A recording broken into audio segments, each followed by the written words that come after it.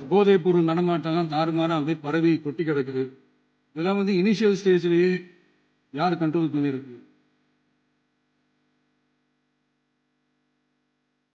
Welcome to our channel TVK நண்பர்களே. இன்றைக்கி பார்த்தீங்கன்னா ஒரு தரமான சம்பவம் நடந்த ஒரு வீடியோவை தான் நம்ம ஷேர் பண்ண போகிறோம். மீன்ஸாக ஷேர் பண்ண போகிறோம். யார் பண்ணாங்கன்னு பார்த்தீங்கன்னா அவங்க எல்லாருக்குமே தெரியும். நம்ம தளபதி தான், சீஃப் மினிஸ்டர் விஜய் தான். விஜய் கொடுத்த தரமான பதிலடிகளுக்கு உதயநிதி வாய் மேலே விரல வச்சு பொத்திக்கிட்டு கேட்டுட்டு இருந்திருக்காங்க பாருங்க.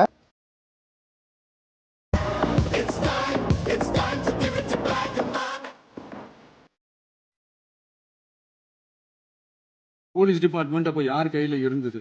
இத்தனை கேள்வி நம்மளை பார்த்து கேட்குறாங்களே, ஒரே ஒரு கேள்வி தான் நான் கேட்கணும்னு தோணுது. போலீஸ் டிபார்ட்மெண்ட்டை கையில் வச்சுக்கிட்டே பிகினிங்லேயே இனிஷியல் ஸ்டேஜ்லேயே இந்த போதைப் பொருள் நடமாட்டத்தை ஏன் கண்ட்ரோல் பண்ணலை? இன்னைக்கு பேரவைத் தலைவர் அவர்களே, சட்டம் ஒழுங்கை பற்றி பேச்சு வந்தது. கண்டிப்பாக லா அண்ட் ஆர்டர் கரெக்டாக இருக்கணும், கரெக்டாக இருக்கும், இருக்க வைப்போம். ஆனால் நம்ம அரசினுடைய நிர்வாகத்திறன் அதை பற்றி பேசுகிறவங்களுக்கு இந்த ஊரடிச்சு உலையில போட்டு ஊழல் மேலே ஊழலாக செஞ்சுக்கிட்டு அதுலேருந்து தப்பிக்கிறதுக்கு பேர் தான் நிர்வாகத்திறன் அப்படின்னு சொன்னால், அப்படிப்பட்ட ஒரு ஊழல் செய்கிற நிர்வாகத்திறனை நம்ம அரசு ஒரு நாளும் செய்யாது.